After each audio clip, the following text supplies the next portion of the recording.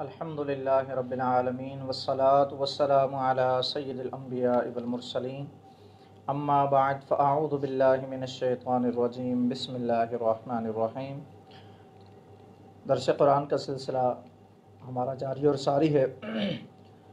کل کسی وجہ سے ہمارا درس کا سلسلہ نہ ہو سکا۔ آج انشاءاللہ 2 سپاروں کے خلاصے کا سلسلہ انشاءاللہ کریں گے۔ اللہ تبارک و تعالیٰ کی رحمت سے امید ہے اللہ تبارک و تعالیٰ ہم سب کو قرآن پاک کی تعلیمات پر عمل کر کے اور دوسروں تک اس کی پہنچانے کی توفیق عطا فرمائے۔ اللہ تبارک و تعالیٰ نے 5ویں سپارے میں ارشاد فرمایا، یرید اللہ ان یخفف عنکم وخلق الانسان ضعیفا۔ فرمایا اللہ چاہتا ہے کہ تم پر آسانی کر دے اور آدمی کو کمزور بنایا گیا ہے۔ اللہ تبارک و تعالی اپنے بندوں پر آسانی چاہتا ہے، اس لیے انہیں نرم احکام عطا فرمائے، اور کئی جگہ پر تو اللہ تبارک و تعالی نے رخصتیں عطا فرمائی ہیں۔ لوگوں کی طاقت کے مطابق ہی انہیں اللہ حکم دیتا ہے اور ان کے فطری تقاضوں کی رعایت فرماتا ہے، لیکن حقیقت یہ ہے کہ انسان فطری طور پر کمزور پیدا کیا گیا، اور اسی فطری کمزوری کا یہ نتیجہ ہے کہ مرد عورت کی طرف بڑی جلدی مائل ہو جاتا ہے۔ اس لیے عورت اور شہوت سے صبر دشوار ہے۔ اللہ تبارک و تعالی نے اپنے بندوں پر رحم فرماتے ہوئے مردوں کے لیے عورتوں سے شریعت کے دائرے میں رہتے ہوئے نفع اٹھانے کی اجازت دی، اور صرف ان عورتوں سے منع کیا جن سے نفع اٹھانے میں فساد عظیم اور بڑے نقصان کا خدشہ ہے۔ اس لیے متقی، پرہیزگار اور گناہوں کا تقاضا اور موقع موجود ہونے کے باوجود گناہوں سے بچے رہنے والے اللہ تبارک و تعالیٰ کی بارگاہ میں بڑے محبوب ہیں۔ انہوں نے اللہ تبارک و تعالیٰ کی رضا کے لیے اپنی کمزوری کا مقابلہ کیا اور اپنی خواہشات کو پس پشت ڈال دیا۔ یاد رہے، یہ ایک الگ بات ہے کہ اللہ تبارک و تعالیٰ نے ہم سب کے لیے آسانیاں پیدا کی ہیں اور آسان احکام اللہ تبارک و تعالیٰ نے ہمیں عطا فرمائے، مگر چونکہ انسانی فطرت ہے کہ وہ گناہ کی طرف مائل ہو جاتا ہے۔ جیسے اس آیت مقدسہ کے تحت فرمایا گیا کہ مرد جو ہے وہ عورت کی طرف جلدی مائل ہو جاتا ہے، خاص کر حسن پرستی جب آ جاتی ہے تو وہ عورتوں کی طرف مائل ہو جاتا ہے، اور پھر گناہ پر جو ہے وہ گویا کہ گناہ کرنے پر وہ اپنے آپ کو تیار کر لیتا ہے۔ تو اب ایسی صورت کے اندر جب بندہ اپنے آپ کو مشقت میں ڈالے، اپنی خواہشات کو مار ڈالے اور اللہ تبارک و تعالیٰ کا خوف اپنے دل کے اندر پیدا کر لے، فرمایا ایسے بندے کو اللہ تبارک و تعالیٰ اپنا محبوب بندہ بنا لیتا ہے۔ ترغیب کے لیے ایک واقعہ آپ کے سامنے گوش گزار کرتا ہوں۔ بصرہ میں ایک بزرگ مسکی یعنی مشک کی خوشبو میں بسا ہوا اس نام سے مشہور ہو گیا، یعنی لوگوں نے اس کو اسی نام سے پکارنا شروع کر دیا کہ یہ بندہ مشک کی خوشبو میں بسا ہوا ہے۔ ہوا یوں کہ یہ بزرگ جو تھے نوجوانی کے عالم میں، جب یہ نوجوان تھے بڑے خوبصورت تھے، اور یہ کسی کپڑے کی دکان تھی، اس پر یہ کام کرتے تھے، اپنے مالک کے پاس وہاں کپڑے وغیرہ بیچا کرتے تھے۔ ایک مرتبہ ایک بڑھیا آئی، اس نے کپڑے خریدے تو اس نوجوان کو دیکھا تو اس نوجوان کو ورغلانے کی نیت اس کے دل میں آئی، تو اس نے کپڑے نے زیادہ خرید لیے اور مالک کے دکان سے کہا کہ ایسا کرو کہ اس نوجوان کو میرے ساتھ بھیج دو تاکہ یہ کپڑے میرے ساتھ گھر لے چلے، اور اس پوری کٹڑی میں سے جو کپڑے ہمیں پسند آئیں گے وہ کپڑے ہم رکھ لیں گے، اور باقی اس کے ذریعے ہم دکان پر واپس بھیج دیں گے۔ اب مالک دکان جو تھا اس نے اس نوجوان کو ان کے ساتھ روانہ کر دیا، اس بڑھیا کے ساتھ۔ یہ نوجوان کپڑے لے کر اس کے گھر میں پہنچے۔ جب گھر کے اندر گئے تو بڑھیا نے دروازہ بند کر دیا اور اس بندے کو وہاں بٹھا دیا، یہ جو نوجوان اور خوبصورت شخص تھا۔ تھوڑی دیر کے بعد ایک خوبصورت لڑکی وہاں رونما ہوئی اور اسے اپنی طرف مائل کرنے لگی، گناہ پر جو ہے وہ اسے ابھارنے لگی، اور یہ شخص بار بار کہتا کہ میں اللہ تبارک و تعالی سے ڈرتا ہوں، مجھے اپنے رب کا خوف ہے، اور میں تمہارے ساتھ یہ گناہ نہیں کر سکتا، میں تمہارے ساتھ یہ منہ کالا نہیں کر سکتا۔ اور وہ عورت بار بار بضد تھی کہ وہ اس کے ساتھ بدکاری کرے اور اسے اپنے ساتھ جو ہے وہ غلط کام میں ملوث کر لے۔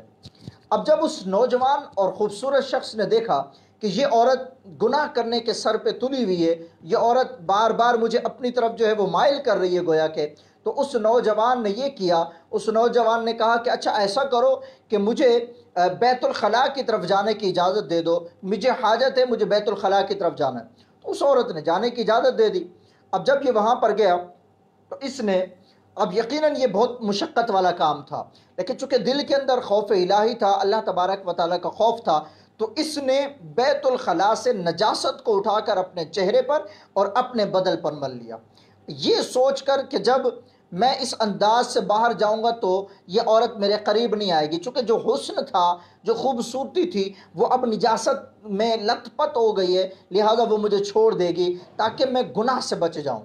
اب یہ بندہ اندر جب اس نے اپنے اوپر نجاست مل لی، یہ باہر آ گیا، اور باہر آیا تو عورت نے جب یہ دیکھا کہ اس نے اپنے چہرے پر اور اپنے جسم کے اوپر نجاست ملی ہے، تو اس نے یہ آواز نکالنا شروع کر دی کہ دیکھو یہ پاگل ہو گیا، ایک خوبصورت عورت اپنا جو ہے وہ سب کچھ اس پر لٹانے کے لیے قربان ہے، اس کو اپنے سامنے وہ پیش کر چکی ہے، مگر یہ ہے کہ اس نے اپنے اوپر نجاست ڈال لی. اس نے پاگل ہونے کا جو ہے وہ شور برپا کیا، اتنے میں اس کو دروازہ کھول کر باہر نکال دیا گیا.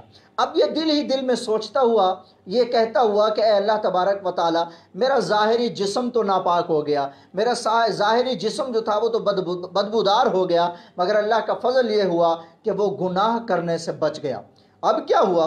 وہ ایک باغ میں جاتا ہے، غسل کرتا ہے، اور غسل کر کے اپنے کپڑوں کو پاک کر کے چلا جاتا ہے. رات میں سوتا ہے تو خواب میں جبریل امین آ جاتے ہیں، اور جبریل امین اس نوجوان کے بدن پر جو ہے وہ خوشبو والا ہاتھ پھیرتے ہیں، اپنا ہاتھ پھیرتے ہیں، جس کی وجہ سے اس کے جسم کے اندر سے خوشبو آنے لگ جاتی ہے. اور پھر کیا ہوتا ہے کہ پورے بصرہ کے اندر اس بندے کی خوشبو جو ہے وہ مشہور ہو جاتی ہے کہ یہ بندہ مشک کی خوشبو والا ہے. اللہ تبارک و تعالیٰ ایسے بندوں کو کیسے انعامات سے نوازتا ہے جو صرف اور صرف رب کے خوف سے اپنے آپ کو گناہ سے بچا لیتے ہیں. اور پھر بعض جگہ تو یہ بھی کہ جب اس کا انتقال ہو گیا تو اس کی قبر مبارک سے بھی خوشبو آتی رہتی تھی. یعنی اس قدر اللہ تبارک و تعالی نے اس کو انعام عطا فرمایا، صرف اس بات پر کہ رب کے خوف سے اس نے گناہ کرنا چھوڑ دیا. سامعین عزیز وقار، یہاں پر یہ بات میں ضرور عرض کرتا چلوں، یہ بزرگ ہستیاں تھیں، یہ عظیم لوگ تھے جن کے دلوں کے اندر رب تعالیٰ کا خوف تھا، اور یہ اللہ کے خوف سے گناہوں سے بچ جایا کرتے تھے. یاد رکھیے، رب ہم سب کا ایک ہے. وہ رب تعالیٰ ہمیں بھی دیکھتا ہے، وہ رب تعالیٰ آپ کو بھی دیکھتا ہے. ہم اور آپ کیسے کیسے گناہوں میں مبتلا ہیں. کیا آپ یہ سمجھتے ہیں کہ ہمارا رب ہمیں نہیں دیکھ رہا؟ مجھے ایک حدیث مبارکہ یاد آ گئی. نبی پاک صلی اللہ تعالیٰ علیہ وسلم کی بارگاہ میں ایک شخص حاضر ہوا، عرض کی یا رسول اللہ صلی اللہ تعالیٰ علیہ وسلم، میں نے اتنے گناہ کیے ہیں، کیا میری بخشش ہو جائے گی؟ اللہ تبارک و تعالیٰ کے محبوب علیہ الصلوۃ والسلام نے ارشاد فرمایا تمہاری بخشش ہو جائے گی. مفہوم عرض کر رہا ہوں. وہ تو واپس چلا گیا، کچھ دیر کے بعد واپس لوٹ کر آیا اور آن کر کہا یا رسول اللہ صلی اللہ تعالیٰ علیہ وسلم، اچھا یہ ارشاد فرمائیے کہ جو گناہ میں کرتا تھا، کیا ان تمام گناہوں کو میرا رب جانتا ہے؟ کیا میرا رب مجھے دیکھتا تھا جب میں گناہ کرتا تھا؟ اللہ کے محبوب علیہ الصلوۃ والسلام نے ارشاد فرمایا ہاں، جب بھی تو گناہ کرتا تھا تیرا رب تجھے دیکھتا تھا. اس بندے پر غشی طاری ہوئی، وہیں گرا، اور اس کی روح جو ہے وہ قفس انصری سے پرواز کر گئے. رب تعالیٰ کا خوف دیکھیں. اور اللہ تبارک و تعالیٰ علیم بذات الصدور ہے، دلوں کے اندر سے اٹھنے والے ارادوں کو، وسوسوں کو میرا رب جانتا ہے. اب آپ 7 کوٹھڑیوں کے اندر مقفل بھی ہو جائے نا، تالے لگا کر ہر طرف سے جو ہے وہ پردہ بھی لگا لیں، ہر طرف سے اپنے آپ کو محفوظ کر لیں، اور پھر اگر آپ گناہ کرنے لگیں، آپ کا رب وہاں پر بھی آپ کو دیکھ رہا ہوتا ہے. بڑی پیاری بات مجھے یاد آ گئی. حضرت ابراہیم بن ادھم سے رضی اللہ تعالیٰ عنہ سے کسی نے پوچھا حضور یہ ارشاد فرمائیے کہ اگر ہمارا گناہ کرنے کو جی چاہے تو ہم کیا کریں؟ آپ نے فرمایا کہ اگر تمہارا گناہ کرنے کو جی چاہے تو ایسا کرو، گناہ کرو، مگر اس زمین پر جا کر گناہ کرو جو زمین اللہ تبارک و تعالیٰ کی ملکیت میں نہ ہو، وہاں جا کر گناہ کر لو. اب بتائیے کوئی ایسی زمین ہے جو رب تعالیٰ کی نہ ہو؟ ساری زمین، ساری جگہ تو اللہ تعالیٰ کی. کہا حضور ایسا نہیں ہو سکتا کہ ہم اللہ تبارک و تعالیٰ کی زمین سے نکل جائیں، کہا اگر ایسا نہیں ہو سکتا تو پھر گناہ کرنا چھوڑ دو۔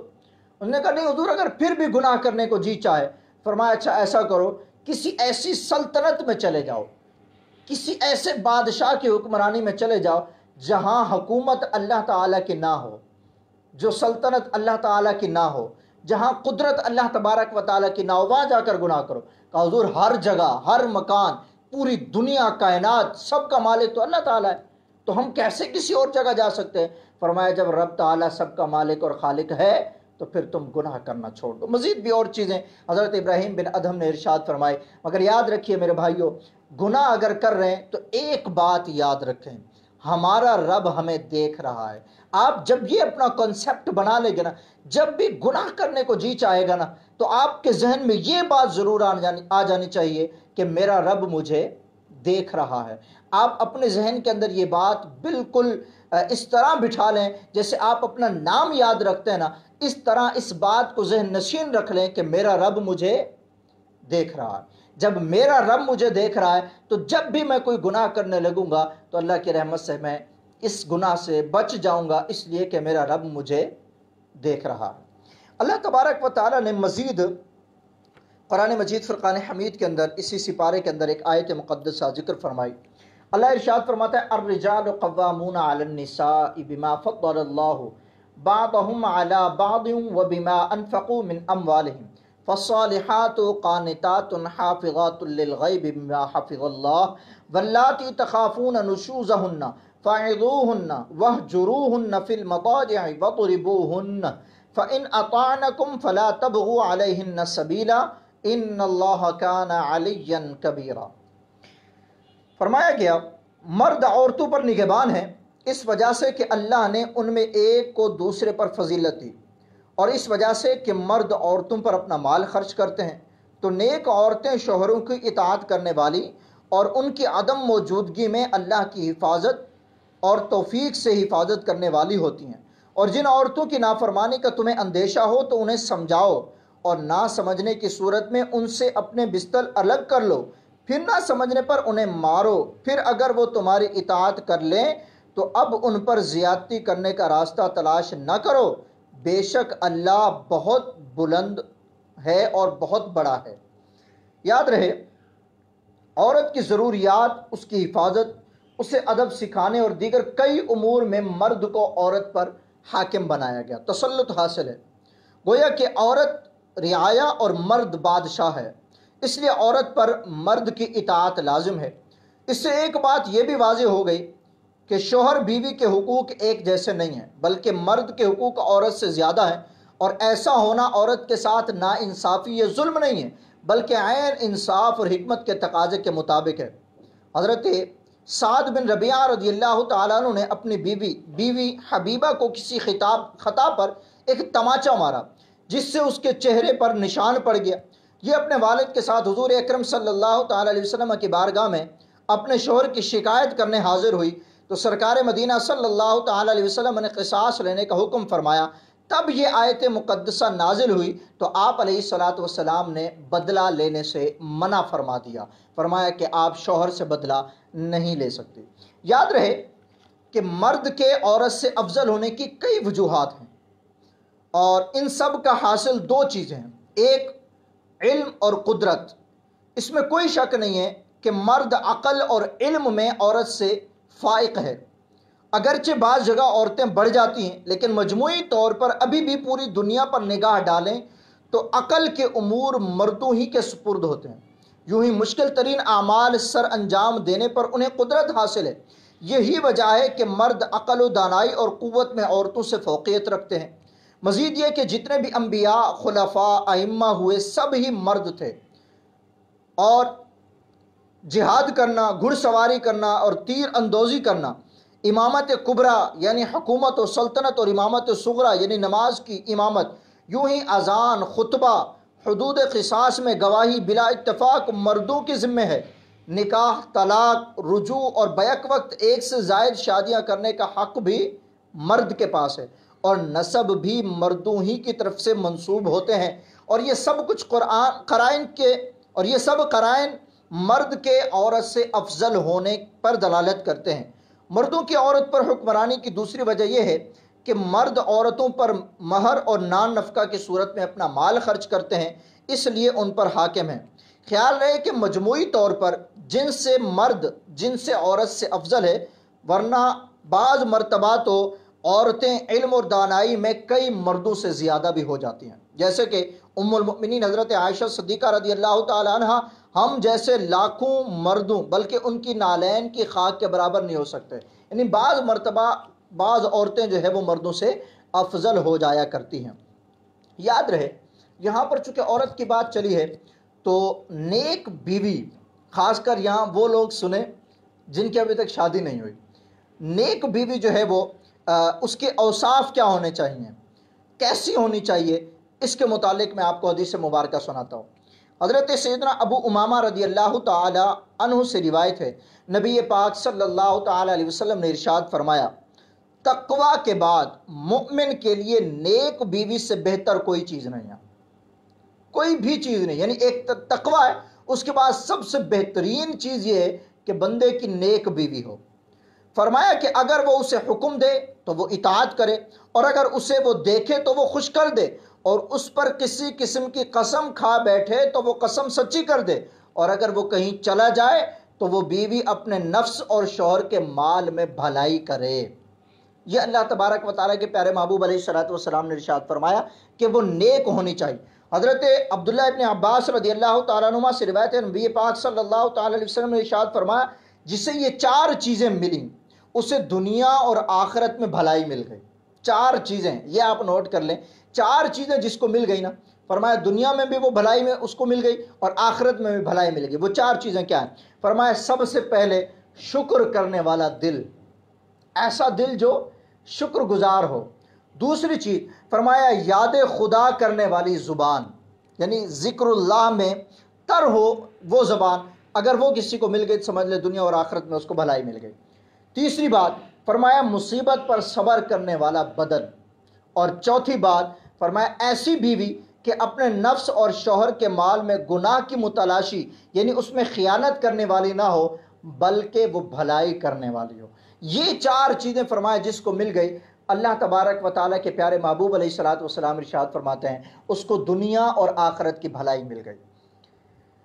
اب چونکہ کئی ایسے لوگ ہیں جن کی ابھی تک شادی نہیں ہوئی، ان کے لیے نکاح کیسی عورت سے کرنا چاہیے۔ نکاح کے لیے عورت کے انتخاب کے وقت دینداری کو دیکھا جائے۔ ہمارے ہاں پراپرٹی کو دیکھا جاتا ہے، حسن کو دیکھا جاتا ہے، اور عالی نسب کو دیکھا جاتا ہے۔ اب آپ حدیث مبارکہ سنیے۔ ہم جب خاص کر جو نوجوان ہمارے سن رہے ہیں، اب صاحب ذرا اس معاشرے میں ہم بھی رہتے ہیں، ہم نے یہاں تک سنا بلکہ دیکھا بھی کہ کئی نوجوان، بلکہ نوجوان کی والدائیں، مائیں اپنے بچوں کو صرف اس لیے داڑھی نہیں رکھنے دیتی کہ بیٹا تجھے رشتہ کون دے گا، اور جو زیادہ مالدار ہوں گے وہ تجھے رشتہ نہیں دیں گے کیونکہ تو مولوی بن گیا، اور مولوی بن جائے گا تو پھر کھائے گا کہاں سے؟ میرا بھائی سب سے عزت دار گھرانہ مولویوں کا ہے، اور سب آسان طریقے سے جو کھا رہے ہیں نا عزت سے، وہ مولوی لوگ کھاتے ہیں۔ اور میں آپ کو بتاؤں یہ شان اور عزت ہے نا سب اللہ تبارک و تعالیٰ دینے والا ہے۔ وَتُعِزُّ مَن تَشَاءُ وَتُذِلُّ مَن تَشَاءُ، عزت بھی وہی دیتا ہے، ذلت بھی وہی دیتا ہے۔ تو میرے بھائی داڑھی اگر اور میں آپ کو ایک اور بات بتاؤں، داڑھی تو مرد کی شان ہے، خوبصورتی ہے مرد کے لیے۔ اس کو کٹوا کر آپ یہ سمجھ رہے ہوتے ہیں کہ بھائی ہم اگر داڑھی رکھ لیں گے تو رشتہ نہیں ملے گا۔ نبی پاک صلی اللہ تعالی علیہ وسلم تو ارشاد فرما رہے ہیں کہ جب بھی عورت سے نکاح کا آپ کا معاملہ ہو تو اس کے لیے دینداری دیکھی جائے اور دین والی کو ترجیح دی جائے۔ جو لوگ عورت کا صرف حسن یا مالداری یا عزت اور منصب دیکھتے ہیں، ان کے متعلق حدیث مبارکہ ذرا غور سے سنیے گا۔ حضرت سیدنا انس رضی اللہ تعالیٰ عنہ سے روایت ہے، نبی پاک صلی اللہ تعالی علیہ وسلم نے ارشاد فرمایا، جو کسی عورت سے اس کی عزت کے سبب، وہ بہت عزت دار ہے، اس کی عزت کے سبب نکاح کرے گا، جو کسی عورت سے اس کی عزت کے سبب نکاح کرے گا تو اللہ تبارک و تعالی اس کی ذلت میں اضافہ کر دے گا۔ اب اندازہ لگائیے، مزید اس کو خواری ہوگی، ذلیل ہوگا۔ اور فرمایا جو کسی عورت سے اس کے مال کی وجہ سے نکاح کرے گا تو فرمایا اللہ تبارک و تعالیٰ اس کی محتاجی بڑھا دے گا، مزید اس کو مفلس کر دے گا، مزید اس کے مال میں کمی کر دے گا۔ اور فرمایا جو بندہ اس کے حسب نسب یعنی خاندانی مرتبے کے سبب نکاح کرے گا تو فرمایا اللہ تبارک و تعالیٰ اس کے کمینہ پن میں زیادتی کر دے گا۔ یاد رکھیں ہے تو صرف اور صرف دین کو دیکھنا ہے، دینداری کو دیکھنا ہے، ان کے تقوی کو دیکھنا ہے، ان کی پرہیزگاری کو دیکھنا ہے۔ ایسا نہ ہو کہ ہم حسن بھی لے آئیں اور مال والی بھی لے آئیں اور حسب نسب والی بھی لے آئیں، لیکن گھر میں آئے دن لڑائی جھگڑے ہوتے رہیں، نہ دین نہ دنیا، نہ نماز نہ روزہ نہ حج نہ جو ہے وہ دینی امور پر معاملات، پھر ہوگا کیا؟ گھر میں روزانہ کی بنیاد پر لڑائی جھگڑے بھی ہوں گے اور جو اولاد ہوگی وہ بھی آپ کی نافرمان نہ ہو جائے۔ اس لیے یہ حدیث مبارکہ ہے، اس پر عمل کرنے کی آپ ضرور نیت فرما لیجیے۔ ایک اور بات، اللہ تبارک و تعالیٰ کے پیارے محبوب علیہ الصلوۃ والسلام نے جو ارشاد فرمایا کہ عورت کے نکاح کے لیے جب معاملہ ہو تو اس کے لیے دینداری تلاش کی جائے، یہاں پر میں والدین کے بھی ضرور تھوڑا سا ٹچ کرتا ہوا چلوں کہ والدین بھی خاص کر اس زمانے کے اندر اپنے بچوں کی جلد شادی کروائیں۔ اس کی بھی کئی وجوہات ہیں، حالات آپ کے سامنے اور گناہوں کے جو دروازے ہیں وہ آپ خود دیکھ رہے ہیں کس قدر کھلے ہوئے ہیں۔ اگر ان حالات، ہر ایک کے ہاتھ میں موبائل، انٹرنیٹ کا دور اور مختلف گیدرنگ یہ بچوں کی جو مل جاتی ہے، پھر والدین اس وقت ہاتھ جو ہے وہ ہاتھ پہ مل رہے ہوتے ہیں کہ اب میرا بچہ ہاتھ سے نکل گیا۔ اس سے قبل حدیث مبارکہ کے الفاظ بھی ہیں کہ آپ جتنا جلدی ہو سکے آپ اپنے بچوں کا نکاح کر دیں۔ فرمایا اگر نکاح پر طاقت نہیں رکھتے اور پھر گناہوں میں مبتلا ہونے کا اندیشہ ہے تو پھر روزے رکھو۔ تو اس لیے والدین سے میں یہ گزارش ضرور کروں گا کہ قبل اس کے کہ آپ کے بچے آپ کے ہاتھ سے نکل جائیں، ان پر کڑی نظر رکھیں اور جتنا جلدی ہو سکے ان کے نکاح کی جو صورت بنتی ہو وہ بنا لی جائے۔ اللہ تبارک و تعالی نے قرآن مجید فرقان حمید کے اسی سپارے کے اندر ایک اور بات بھی ذکر کی، فرمایا وما ارسلنا من رسول الا لیطاع باذن اللہ ولو انہم اذ ظلموا انفسهم جاءوک فاستغفروا اللہ واستغفر لهم الرسول لوجدوا اللہ توابا رحیما۔ فرمایا اور ہم نے کوئی رسول نہ بھیجا مگر اس لیے کہ اللہ کے حکم سے اس کی اطاعت کی جائے، اور اگر جب وہ اپنی جانوں پر ظلم کر بیٹھتے تھے تو اے حبیب تمہاری بارگاہ میں حاضر ہو جاتے، پھر اللہ سے معافی مانگتے اور رسول بھی ان کی مغفرت کی دعا فرماتے تو ضرور اللہ کو بہت توبہ قبول کرنے والا مہربان پاتے۔ یہاں سے رسول کریم صلی اللہ تعالی علیہ وسلم کی تشریف آوری کا مقصد بیان کیا گیا۔ اللہ تعالیٰ رسولوں کو بھیجتا ہی اس لیے ہے کہ اللہ کے حکم سے ان کی اطاعت کی جائے، اس لیے اللہ تعالیٰ انبیاء اور رسول علیہم السلام کو معصوم بناتا ہے، کیونکہ اگر انبیاء خود گناہوں کے مرتکب ہوں گے تو دوسرے ان کی اطاعت و اتباع کیا کریں گے۔ یاد رہے اس آیت مقدسہ کے اندر فرمایا گیا کہ اگر کوئی شخص گناہ کر بیٹھے تو فرمایا کہ وہ اللہ کے محبوب علیہ الصلوۃ والسلام کی بارگاہ میں آ جائے، اللہ کے محبوب علیہ الصلوۃ والسلام ان کے لیے بخشش کی دعا کریں، میرا رب فرماتا ہے کہ ہم اس کی توبہ کو قبول فرمائیں گے اور ہم اس کے گناہوں کو معاف فرما دیں۔ سید اعلیٰ حضرت رحمۃ اللہ تعالی نے فرماتے ہیں کہ بندوں کو حکم ہے کہ یعنی نبی پاک صلی اللہ تعالی علیہ وسلم کی بارگاہ میں حاضر ہو کر توبہ اور استغفار کریں۔ اللہ تو ہر جگہ سنتا ہے، اس کا علم، اس کا سننا اور اس کا دیکھنا سب جگہ سے، اور پھر بھی اللہ تبارک و تعالی نے یہ حکم دے دیا۔ اس کی کیا وجہ ہے؟ بلکہ اس کی وجہ یہ ہے، فرمایا کہ اللہ تبارک و تعالی نے یہ اس لیے حکم دیا کہ حقیقتاً اللہ بھی اپنے محبوب علیہ الصلوۃ والسلام کی اطاعت کروانا چاہتا ہے۔ جب بندے نبی پاک صلی اللہ تعالی علیہ وسلم کی بارگاہ میں آ جائیں گے، رسول اللہ صلی اللہ تعالی علیہ وسلم ان کے لیے بخشش اور مغفرت کی دعا کریں گے تو اللہ فرماتا ہے میں پھر تمہارے گناہوں کو معاف فرما دوں گا۔ اللہ کے محبوب علیہ الصلوۃ والسلام جب ظاہری زندگی سے متصف تھے اس وقت بھی نبی پاک صلی اللہ تعالی علیہ وسلم لوگوں کے لیے دعا فرمایا کرتے، لوگوں کی سفارش کیا کرتے، لوگوں کی مدد فرمایا کرتے، اور پھر جب نبی پاک صلی اللہ تعالی علیہ وسلم کا اس دنیا سے ظاہری پردہ فرما گئے حضور اکرم صلی اللہ تعالی علیہ وسلم، اس کے بعد بھی نبی پاک صلی اللہ تعالی علیہ وسلم لوگوں کی مدد فرمایا کرتے۔ اب ظاہری جو معاملات ہیں اس پر تو کئی حدیثیں موجود ہیں. میں آپ کو جب حضور علیہ الصلوۃ والسلام اس دنیا سے ظاہری پردہ فرما گئے اس کے بعد بھی حضور علیہ الصلوۃ والسلام نے کرم فرمایا، وہ آپ کو میں حدیث مبارکہ سناتا ہوں. امیر المؤمنین حضرت سیدنا عمر فاروق رضی اللہ تعالیٰ عنہ کا دور خلافت 61 سالی ہو گئی. تو صحابی رسول حضرت بلال بن حارث المدنی رضی اللہ تعالیٰ عنہ نے نبی پاک صلی اللہ تعالیٰ علیہ وسلم کی قبر انور پر حاضر ہو کر عرض کی، یا رسول اللہ صلی اللہ تعالیٰ علیہ وسلم اپنی امت کے لیے بارش کی دعا فرما دیجیے، اور وہ امت ہلاک ہو رہی ہے. نبی پاک صلی اللہ تعالیٰ علیہ وسلم نے خواب میں ان سے ارشاد فرمایا، تم حضرت عمر فاروق رضی اللہ تعالیٰ عنہ کے پاس جا کر میرا سلام کہو اور بشارت یعنی خوشخبری دے دو کہ بارش ہوگی، اور یہ بھی کہہ دینا کہ اے عمر نرمی اختیار کرو.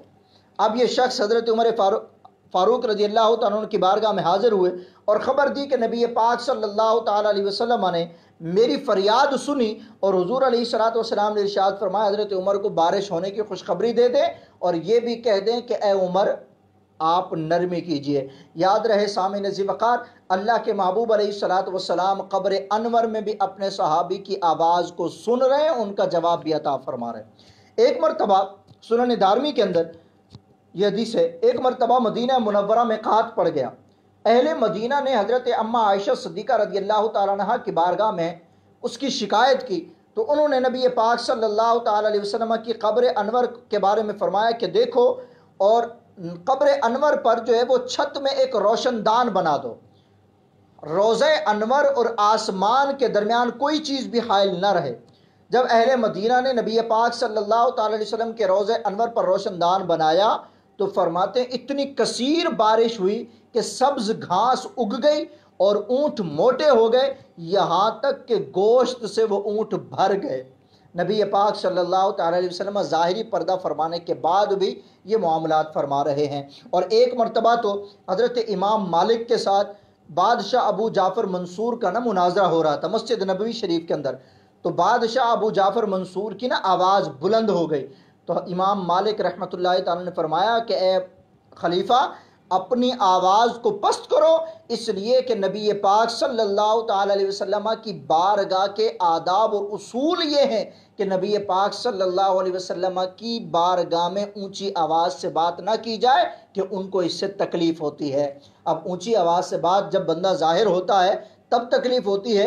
حضور تو ظاہری وصال فرمانے کے باوجود بھی حضور کے آداب اور اصول وہی رہیں گے جو اللہ تبارک و تعالیٰ نے قرآن کے اندر ذکر کر دی ہے. لہٰذا اللہ تبارک و تعالیٰ کے پیارے محبوب علیہ الصلوۃ والسلام کو اللہ تبارک و تعالیٰ نے یہ شان عطا فرمائی کہ آپ اس دنیا سے پردہ فرما جانے کے بعد بھی مدد فرماتے رہے. حضور اکرم صلی اللہ تعالیٰ علیہ وسلم کی وفات کے بعد ایک اعرابی یعنی دیہاتی نبی پاک صلی اللہ تعالیٰ علیہ وسلم کے روضہ اقدس پر حاضر ہوا اور روضہ انور کی خاک کو نا اپنے سر پر ڈالا اور عرض کرنے لگا، یا رسول اللہ صلی اللہ تعالیٰ علیہ وسلم جو کچھ آپ نے فرمایا ہم نے سنا، اور جو آپ پر نازل ہوا اس میں یہ بھی آیت مقدسہ ہے، یعنی وَلَوْ أَنَّهُمْ إِذ ظَلَمُوا، میں نے بھی یا رسول اللہ صلی اللہ تعالیٰ علیہ وسلم اپنی جان پر ظلم کر دیا. اب یہ آیت مقدسہ یہ کہتی ہے کہ جب اپنی جان پر ظلم کر لو تو حضور کی بارگاہ میں آؤ. یا رسول اللہ میں بھی آپ کی بارگاہ میں آ گیا ہوں، اپنے گناہوں کی بخشش مانگنے آیا ہوں، تو آپ میرے رب سے گناہوں کی بخشش کی سفارش کیجئے تاکہ میرے گناہوں کو بخشا جائے. یاد رہے اللہ تبارک و تعالیٰ کے پیارے محبوب علیہ الصلوۃ والسلام کی قبر انور سے آواز آئی، اے شخص تیری بخشش کر دی گئی. یعنی اللہ کے محبوب علیہ الصلوۃ والسلام اس دنیا سے ظاہری پردہ فرمانے کے بعد بھی لوگوں کی بخشش کروا سکتے ہیں. اعلیٰ حضرت رحمۃ اللہ تعالی علیہ نے بڑی پیاری بات جہاں ذکر کی، فرمایا مجرم بلائے آئے ہیں جاؤ کہے گواہ، مجرم بلائے آئے ہیں جاؤ کہے گواہ، پھر رد ہو کب یہ شان کریموں کے در کی ہے.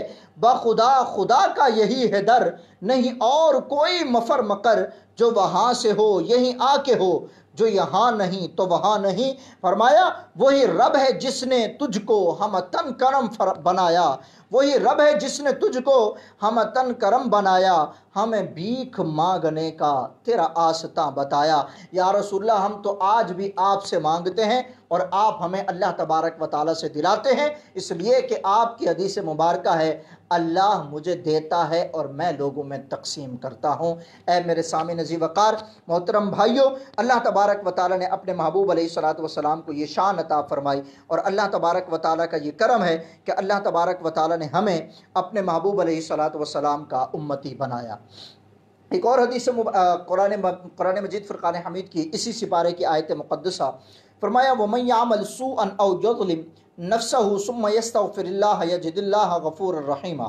فرمایا کہ جو کوئی برے کام کرے یا اپنی جان پر ظلم کرے پھر اللہ سے مغفرت طلب کرے تو اللہ کو بخشنے والا مہربان پائے گا۔ اس آیت مقدسہ کے اندر مزید کچھ باتیں ذکر کی گئی، مگر یہاں پر یہ بات میں آپ کو ذکر کرتا چلوں۔ فرمایا کہ جو لوگ جس کام کی ابتدا کریں گے وہ کام ان کو ضرور ملے گا۔ مثال اگر کوئی اچھا کام شروع کرتا ہے تو اگر اس پر لوگ چلتے رہیں گے اور اس اچھے کام کو مزید بڑھائیں گے تو اس کی برکت سے اس پہلے شخص کو بھی ثواب ملتا رہے گا۔ اسی طرح برائی کا معاملہ ہے، اگر کوئی شخص برائی کی ابتدا کرتا ہے اور پھر لوگ اس برے کام کو کرتے رہیں گے تو جو بھی گناہ کرے گا اس پہلے شخص کے حصے میں بھی گناہ لکھا چلا جائے گا۔ اور اللہ تبارک و تعالیٰ کے اس پاک کلام کے اندر مزید کیا باتیں ذکر کی گئی، چھٹے سپارے کی اندر سورۃ مائدہ ہے۔ سورہ مائدہ یہ مدینہ منورہ میں نازل ہوئی، البتہ اس کی یہ آیت مقدسہ الیوم اکملت لکم دینکم یہ حجۃ الوداع کے موقع پر عرفہ کے دن مکہ مکرمہ میں نازل ہوئی۔ عربی کے اندر دسترخوان کو مائدہ کہتے ہیں، اور اس سورت کے آیت نمبر 112 تا 115 میں یہ واقعہ مذکور ہے۔ حضرت عیسیٰ علیہ الصلوۃ والسلام کے حواریوں نے حضرت عیسیٰ علیہ الصلوۃ والسلام سے آسمان سے مائدہ یعنی کھانے کے ایک دسترخوان کے نزول کا مطالبہ کیا۔ حضرت عیسیٰ علیہ الصلوۃ والسلام نے اللہ تبارک و تعالیٰ سے مائدہ کے نازل ہونے کی دعا کی، جو اللہ تبارک و تعالیٰ نے اس قوم کے لیے مائدہ نازل بھی فرمایا۔ اس سورت کے اندر حضرت عمر فاروق رضی اللہ تعالیٰ عنہ سے مروی ہے اس صورت کے اندر ایک آیت مبارکہ کے بارے میں کہ ایک یہودی نے کہا امیر المؤمنین آپ اپنی کتاب میں ایک آیت تلاوت کرتے ہیں، اگر وہ آیت ہم یہودیوں کے گروہ پر نازل ہوتی، جس دن یہ نازل ہوئی ہم اس دن کو عید کا دن مناتے۔ حضرت عمر فاروق رضی اللہ تعالیٰ عنہ نے فرمایا الیوم اکملت لکم دینکم واتممت علیکم نعمتی ورضیت لکم الاسلام دینا۔ فرمایا کہ جب یہ آیت مقدسہ نازل ہوئی تو حضور اکرم صلی اللہ تعالی علیہ وسلم عرفہ کے میدان میں تھے اور جمعہ کا دن تھا، یعنی جمعہ اور عرفہ دونوں مسلمانوں کے لیے عید کا دن ہے، تو ہم تو عید مناتے ہی ہیں۔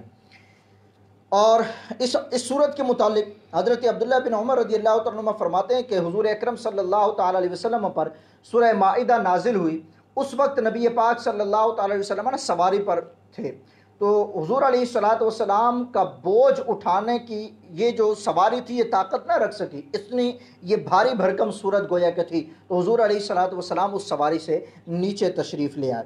اس صورت کے اندر جو مضامین ذکر کیے گئے ان میں مسلمانوں کو تمام جائز معاہدے پورے کرنے کا حکم دیا گیا، اور جانوروں کے بارے میں بتایا گیا جو مسلمانوں پر حرام ہیں اور جو مسلمانوں کے لیے حلال ہیں، وہ اس صورت کے اندر ذکر کیا گیا۔ اسی طرح اس صورت میں وضو، غسل اور تیمم کے احکام بیان کیے گئے، اور انصاف کے ساتھ گواہی دینے اور نا انصافی سے بچنے کے جو احکامات ذکر کیے گئے وہ بھی اس صورت کے اندر ذکر کیے گئے۔ بنی اسرائیل سے عہد لینے، ان کے عہد کی خلاف ورزی کرنے اور ان کے انجام کو بھی اسی صورت کے اندر بیان کیا گیا۔ اسی طرح چوری کرنے، ڈاکہ ڈالنے کی سزا کا بیان، شراب اور جوئے کی حرمت کا بیان، قسم کے کفارے کا بیان، احرام کی حالت میں شکار کے احکام، قرآن کے احکامات پر عمل کو چھوڑنے کی وعیدیں، یہودیوں، عیسائیوں اور منافقوں اور مشرکوں سے ہونے والی بحث بھی اس صورت کے اندر ذکر کی گئی۔ مسلمانوں کو اپنی اصلاح کرنے کا حکم دیا گیا اور اصلاح کا طریقہ بھی اس صورت کے اندر بیان کیا گیا۔ اسی طرح اللہ تعالیٰ کا دین ایک ہی ہے، اگرچہ انبیاء کرام علیہ الصلوۃ کی شریعت اور ان کے طریقے مختلف رہے، اس بات کا ذکر بھی اس صورت کے اندر کیا گیا۔ نبی پاک صلی اللہ تعالیٰ علیہ وسلم کی نبوت پوری مخلوق کے لیے عام ہے۔ آپ علیہ السلام کو عام تبلیغ کرنے کا حکم دیا گیا، اس کا حکم بھی اسی صورت کے اندر موجود ہے۔ حضرت آدم علیہ السلام کے دو بیٹوں حابیل اور قابیل کا واقعہ بھی اسی صورت میں ہے۔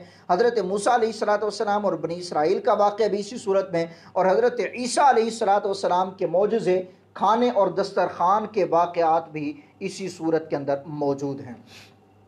اللہ تبارک و تعالی نے اس صورت کے اندر جو حابیل اور قابیل کا واقعہ ذکر کیا وہ میں آپ کے سامنے گوش گزار کرتا ہوں، اور آپ کو آج وہ بات بھی پتہ چل جائے گی کہ سب سے پہلے قتل کس نے کیا، ایک تو یہ پتہ چل جائے گا۔ دوسرا، اللہ تبارک و تعالیٰ کے حضور جب قربانی کی جاتی تھی تو قربانی کے قبول ہونے کا کیا طریقہ ہوتا تھا۔ ابھی ہم جب قربانی کرتے ہیں تو ہم جانور تو ذبح کر دیتے ہیں، لیکن یہ ہمیں پتہ نہیں چلتا کہ ہماری قربانی قبول ہوئی یا نہیں ہوئی۔ یہ تو ہم اللہ تبارک و تعالیٰ کرم فرمائے، ہمارے جو بھی نیک اعمال ہوں اللہ قبول فرمائے، ہمیں قیامت کے دن پتہ چلے گا۔ لیکن پہلے کے زمانے میں پتہ چل جاتا تھا کہ کس کی قربانی قبول ہو گئی اور کس کی نہیں ہوئی، ایک تو یہ پتہ چل جائے گا۔ تیسری بات یہ پتہ چل جائے گی کہ جب دنیا میں سب سے پہلے انسان کا اس دنیا سے جانا ہوا، یعنی سب سے پہلے جو انسان مرا اس کو زمین میں دفن کس انداز میں کیا گیا، یعنی یہ کس نے بتایا کہ اس انسان کو زمین میں دفن کرنا ہے، وہ بتانے والا ایک پرندہ تھا۔ انسان کو زمین میں دفن کرنے کے لیے جس نے بتایا، اگرچہ یہ قرآن مجید میں نازل ہوا اور اللہ تبارک و تعالیٰ نے بتلایا، لیکن ایک پرندے کے ذریعے سے بتلایا گیا۔ وہ پرندہ کیا تھا اور کس طریقے سے بتایا گیا، اس کا ذکر بھی ان آیات مقدسہ کے اندر جو آپ کے سامنے میں گوش گزار کرتا ہوں۔ اللہ تبارک و تعالیٰ نے ارشاد فرمایا، وَاتْلُ عَلَيْهِمْ نَبَأَ ابْنَيْ آدَمَ بِالْحَقِّ إِذْ قَرَّبَا قُرْبَانًا فَتُقُبِّلَ مِنْ أَحَدِهِمَا وَلَمْ يُتَقَبَّلْ مِنَ الْآخَرِ قَالَ لَأَقْتُلَنَّكَ قَالَ إِنَّمَا يَتَقَبَّلُ اللَّهُ مِنَ الْمُتَّقِينَ لَئِن بَسَطتَ إِلَيَّ يَدَكَ لِتَقْتُلَنِي مَا أَنَا بِبَاسِطٍ يَدِيَ إِلَيْكَ لِأَقْتُلَكَ إِنِّي أَخَافُ اللَّهَ رَبَّ الْعَالَمِينَ إِنِّي أُرِيدُ أَن تَبُوءَ بِإِثْمِي وَإِثْمِكَ فَتَكُونَ مِنْ أَصْحَابِ النَّارِ وَذَلِكَ جَزَاءُ الظَّالِمِينَ۔ فرمایا، اے حبیب صلی اللہ تعالی علیہ وسلم، انہیں آدم کے دو بیٹوں کی سچی خبر پڑھ کر سناؤ۔ جب وہ دونوں نے ایک ایک قربانی پیش کی تو ان میں سے ایک کی طرف سے قبول کر لی گئی اور دوسرے کی طرف سے قبول نہ کی گئی، تو دوسرا بولا میں ضرور تجھے قتل کر دوں گا۔ پہلے نے کہا کہ اللہ صرف ڈرنے والوں سے قبول فرماتا ہے، بے شک اگر تو مجھے قتل کرنے کے لیے میری طرف اپنا ہاتھ بڑھائے گا تو میں تجھے قتل کرنے کے لیے اپنا ہاتھ تیری طرف نہیں بڑھاؤں گا۔ میں اللہ سے ڈرتا ہوں جو سارے جہانوں کا مالک ہے۔ میں تو یہ چاہتا ہوں کہ میرا اور تیرا گناہ دونوں تیرے اوپر ہی پڑ جائیں تو دوزخی ہو جائے، اور ظلم کرنے والوں کی یہی سزا ہے۔ یہ آیت مقدسہ کا ترجمہ ہے۔ حضرت آدم علیہ السلام کے ان دو بیٹوں کا واقعہ اس آیت مقدسہ میں ہے، جن کا نام ہے، ایک کا نام ہے حابیل اور ایک کا نام ہے قابیل۔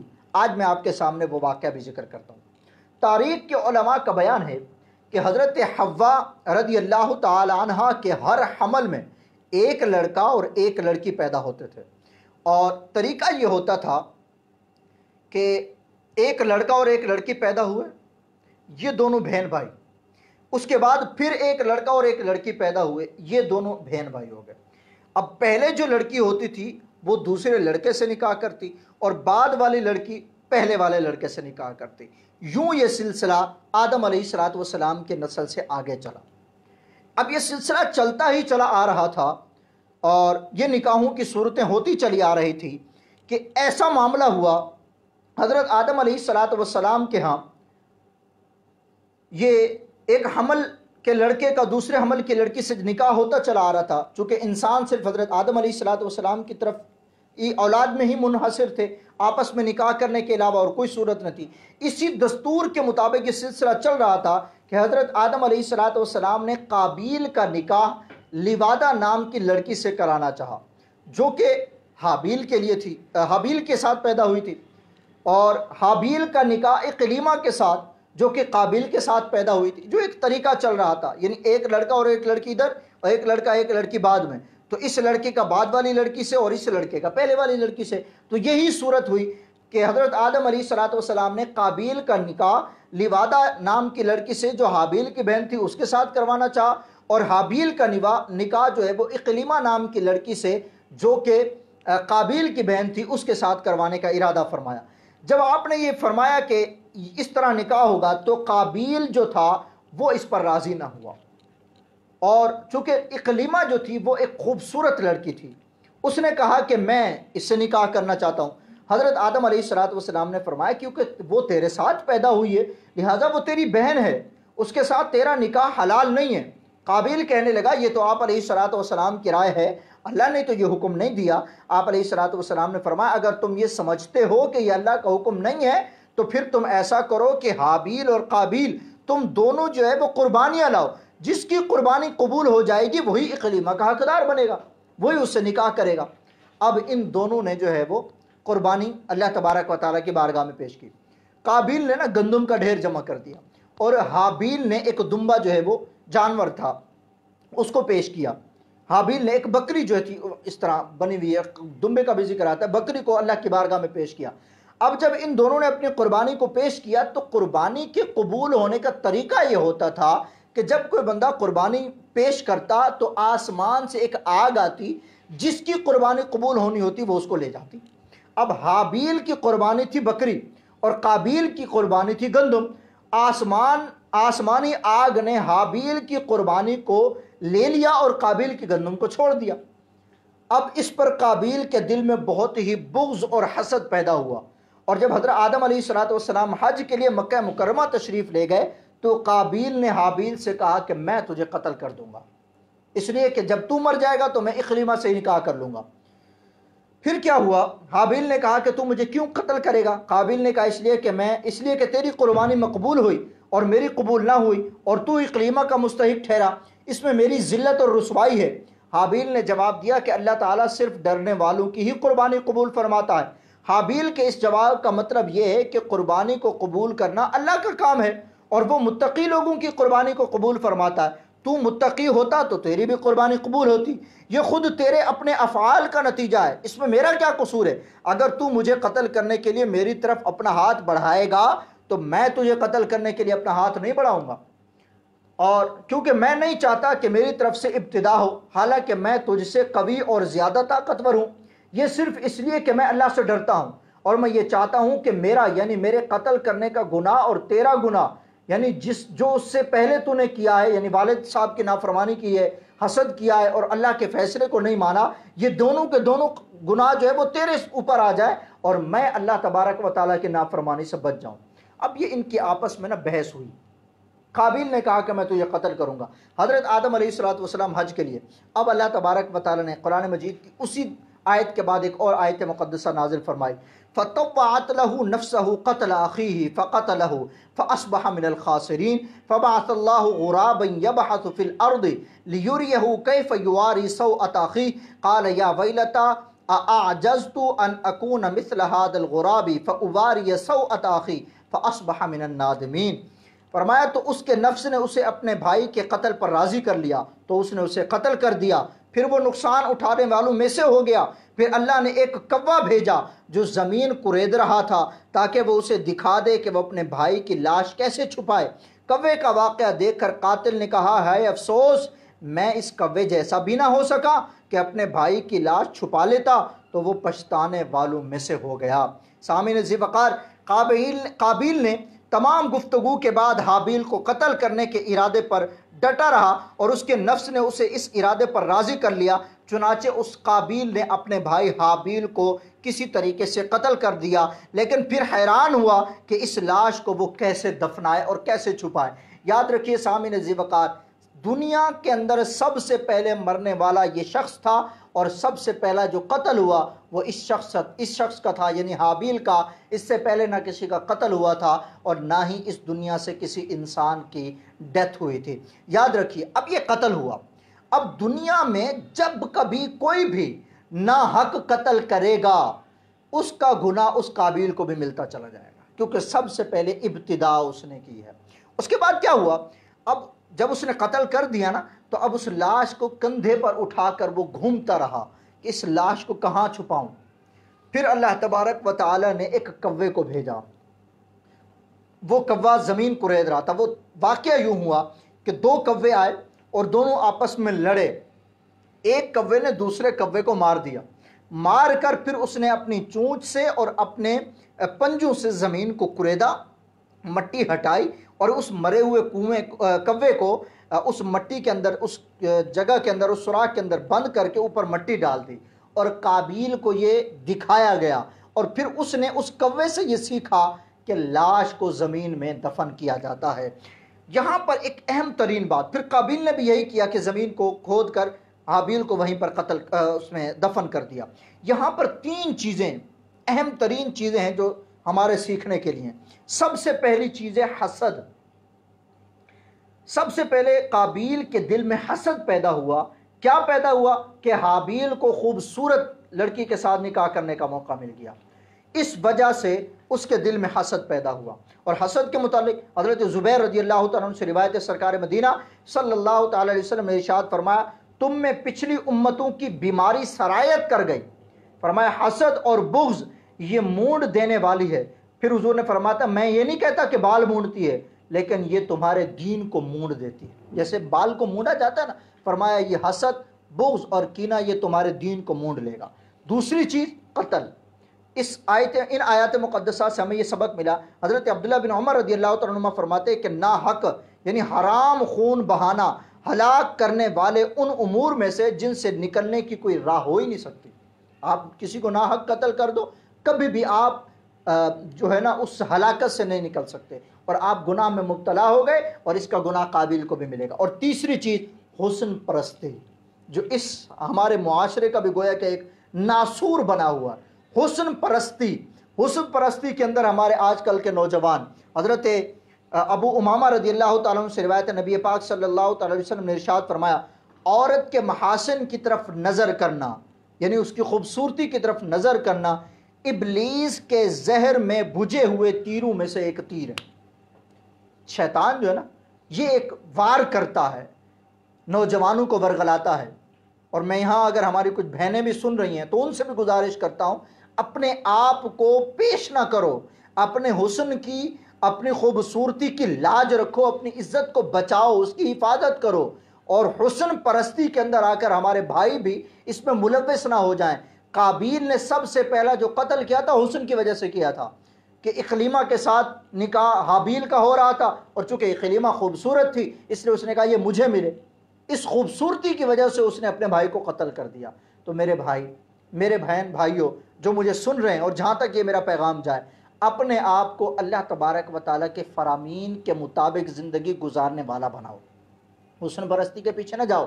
حدیث مبارکہ کے جو الفاظ آپ کے سامنے ذکر کیے، دینداری کی طرف جاؤ، دین والے لوگوں کو آپ تلاش کرو، وہاں پر اپنا رشتہ جو ہے وہ کرو۔ اللہ تبارک و تعالیٰ سے دعا ہے، اللہ تبارک و تعالیٰ ہم سب کا آج کا جو درس دیا گیا، اس کو سنا گیا، اس پر اللہ تبارک و تعالیٰ ہم سب کو عمل کرنے کی توفیق عطا فرمائے۔ خلاق کائنات ہم سب کو قرآن پاک کی تعلیمات پر عمل کر کے دوسروں تک پہنچانے والا بنائے۔ اللہ پاک ہم سب کو اس قرآن پاک کی برکت سے کرونا وائرس سمیت دنیا کی تمام مصیبتوں اور آفتوں سے تمام مسلمانوں کو محفوظ رکھے، آمین بجاہ النبی الامین صلی اللہ تعالیٰ علیہ وسلم۔ وما علینا الا البلاغ المبین۔